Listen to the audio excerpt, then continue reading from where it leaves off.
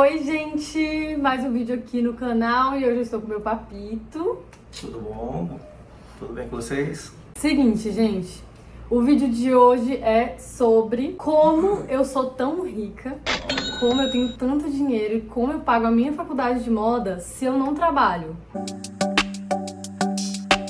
No caso, essas foram algumas perguntas que me fizeram em alguns outros vídeos lá na outra rede vizinha. E eu trouxe ele pra me ajudar a responder essas perguntas. Respondendo a pergunta de como eu pago a minha faculdade, eu tenho meu trabalho hoje com a internet, mas eu não me sustento. Então esse é o meu velho da lancha, vulgo pai. Então é isso, é o que a gente vai falar sobre isso hoje. Eu queria trazer o papai aqui pra falar disso, principalmente pra falar um pouquinho da história dele, porque às vezes a gente vê uma pessoa onde ela tá e não imagina por trás, né? Conta aí, como a gente é tão rico, como a gente tem tanto dinheiro. Na verdade, eu até gostaria de ter tanto esse dinheiro que você comentou aqui agora, né? Quem sabe, se um dia Deus abençoar, a gente aceita, né? A gente recebe.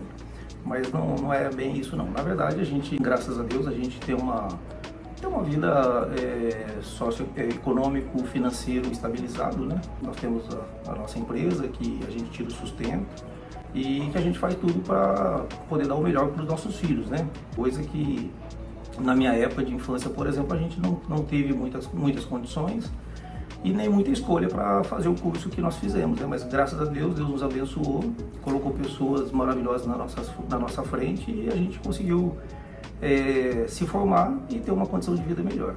Mas conta um pouquinho mais de antes, assim, você já nasceu com a mesma condição? Fui nascido e criado no interior de São Paulo, numa cidadezinha muito pequena. E a gente, na época, depois que eu atingi meus 10, 11 anos de idade, a gente começou a trabalhar na roça, porque antigamente o conceito de família era diferente dos conceitos de hoje, né? Os pais tinham muitos filhos, que era exatamente para poder ajudar no sustento, né? Criavam uma situação de ter muitos filhos, e os filhos, quando homem, tinham que trabalhar na roça. E não foi diferente comigo, nem com meus irmãos. Eu em particular trabalhei de meus 10, 11 anos até meus 16, 17 anos eu fui boia fria. Salvo alguns períodos que eu acabei trabalhando no comércio local, mas foram coisas pequenas, até porque não tinha muita opção de emprego. Então foi uma vida muito difícil, muito regrada, né? E graças a Deus a gente, através do estudo, a gente conseguiu mudar esse cenário. Como foi essa questão do estudo? Você estudou em escola particular? Se foi pública, como você passou? Qual foi o curso que você fez? Você trabalha no curso que você se formou? Na época, né, a gente, como eu falei, Deus abriu portas, né? Em 1990, a instituição São Camilo, é uma das pioneiras no curso de administração hospitalar em São Paulo. Eles tinham várias instituições administradas, unidades próprias deles, os pais próprios, e vários outros administrados, que eram terceirizados, só a administração. E na época o padre Querubim, que é o precursor do curso de administração hospitalar, ele viu a necessidade de ter mão de obra qualificada para fazer a gestão dos hospitais, que na maioria daquelas instituições da época era administrado por pessoas que tinham um pouquinho de conhecimento, alguns enfermeiros, algumas enfermeiras, alguns médicos, e outros profissionais que tinham um pouco de habilidade, né? Mas não era uma mão de obra profissional. O padre Querubim, diante dessa necessidade, ele criou o curso de administração hospitalar e para que se tornasse atrativo, porque era um curso novo, era uma aposta, ele então abriu bolsas para estudantes, né? E eu fui um desses que você tinha que prestar um pré-vestibular. Aqueles que conseguissem alcançar o êxito, né, na pontuação, passava a ter o direito à bolsa. Então a bolsa incluía o curso de administração hospitalar durante os 4 anos e você tinha o direito de morar dentro da instituição, dentro do hospital, com todas as refeições. Na capital, em São Paulo. Com todas as refeições inclusas, né? Então a gente fazia todas as refeições no hospital, morávamos dentro do hospital. A faculdade era num anexo, era um prédio ao lado do prédio do hospital, então a gente morou os 4 anos dentro do hospital praticamente. Quantos anos você tinha quando você foi? Eu fui para São Paulo com 18 anos, me formei com 21, final de 21. Lembro que eu formei no dia 18 de dezembro de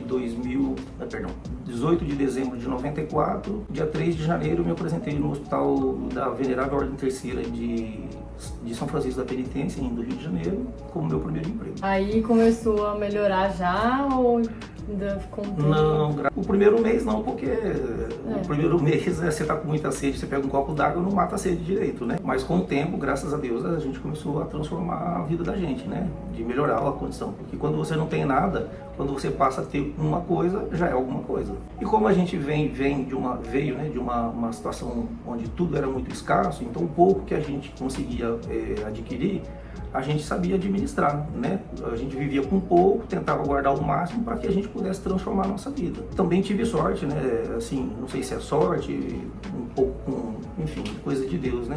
O primeiro diretor-geral com quem eu trabalhei, ele foi uma pessoa muito boa. Ele via o nosso empenho, a nossa situação, né, que estava começando a carreira profissional, e ele criou alguns plantões finais de semana, né, coisa que nós já fazíamos na época de estágio, sem ser remunerado, e ele dava um plus a mais. Ele instituiu um valor do plantão para que a gente pudesse, aos finais de semana, sábado e domingo, e às vezes período noturno, a gente fez ser o administrador ou o diretor-geral do hospital para responder às eventualidades que aconteciam, que é normal na instituição de saúde, ter vários tipos de intercorrências.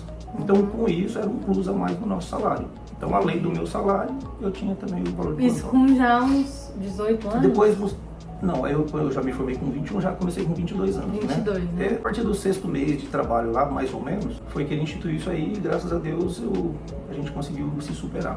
E voltando um pouquinho antes, eu não lembro se você falou, você tinha quantos irmãos? Somos uma família de 7, sendo 5 homens, e os 5 foram formados em administração hospitalar pela São Camilo. Todos eles? Todos os Porque homens. todos queriam? Todos queriam, não sei, né? Eu acredito, eu vou falar por mim, a gente não tinha opção. Talvez se eu não tivesse feito... Foi o que deu, Foi né? o que deu para fazer. Para todo mundo, né? Até porque os nossos pais não tinham condições de ajudar nós com nada, né? Enfim, então a situação era muito precária. Então, como a gente ia estudar de graça, ganhava um salário mínimo ainda para morar dentro do hospital. Então a gente era mão de obra barata. Para alguns isso era ruim, mas para nós foi o que tinha de melhor, né? A gente morou bem, porque dentro do hospital tem lá, segurança, né? Segurança, alimentação, trabalho lá dentro e a formação, que é o principal. Mas você chegou a passar fome, alguma coisa assim, quando você era novo? Não, fome a gente não, porque a gente come de tudo que tinha, né? Os pais da gente, principalmente a mãe, né? Ela tinha uma habilidade na cozinha e às vezes faltava, não comia carne, essas coisas era final de semana, refrigerante era no Natal, essas coisas, né? Mas a gente não passava fome porque a gente comia mamão verde temperado como se fosse abobrinha, iam para trabalhar na roça, levava uma marmita de arroz com uma salada de tomate com cebola e sem o feijão, muitas vezes. E você trabalhou em roça como? Tipo, algodão. O que você fazia? Roça de quê? Olha... Isso criança, né? Criança a gente nos primeiros vamos dizer assim, nos primeiros dias de roceiro, né?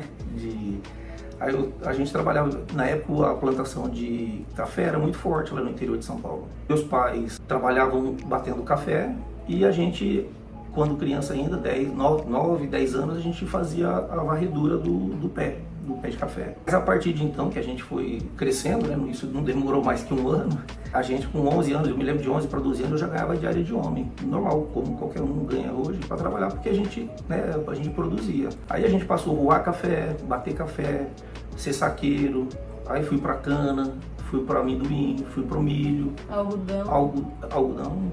E a uva, né? A uva eu brincava com os amigos da época que quando a gente chegou a trabalhar na uva, a gente trabalhava no escritório. Era o escritório da roça. Fácil? Porque era na sombra, né? Tinha uma parrilha de uva, sim. Então tinha, né?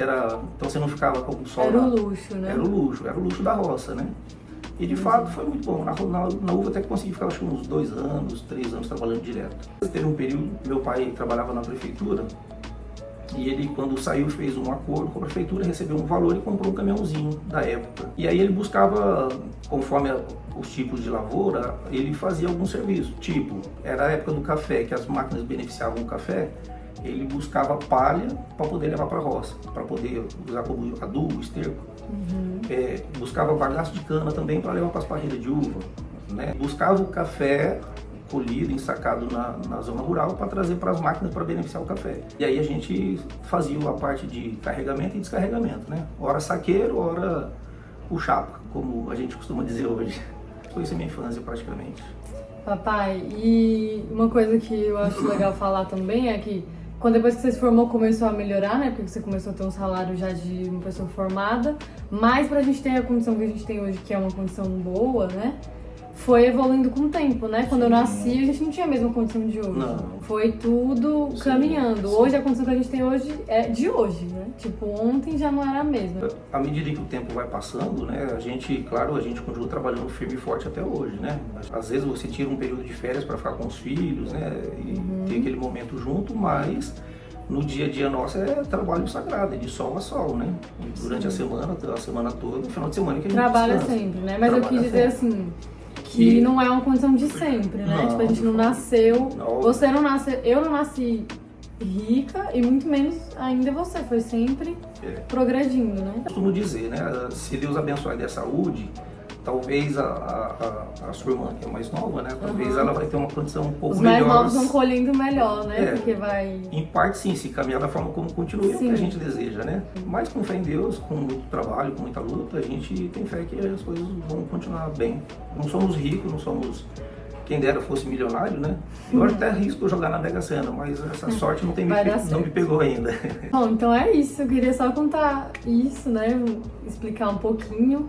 Quem me banca é o meu pai, eu ainda não me sustento. E nem outra pessoa, porque também já soltaram alguns palpites de outras pessoas que me bancam, é o meu pai mesmo. E eu sou muito grata e muito orgulhosa de você, e por isso eu queria compartilhar. Que bom, filha. O maior orgulho da gente é ver os filhos da gente se realizando, né? Tá dando certo. E é isso, gente. Esse é meu papito e essa é a história dele. Como é que fala agora no final? Se inscreve no canal da Gabi Félix, fala o endereço que o papai não sabe de Não, cor. só Se inscreve no canal da Gabi, dá um like aí, faz um comentário. Compartilha aí com os amigos, com a família, com os inimigos também. Pode mandar pra falar mal, não tem problema, que é bom ter um engajamento. Obrigada, gente. Valeu, pessoal. Até mais. Tudo de bom.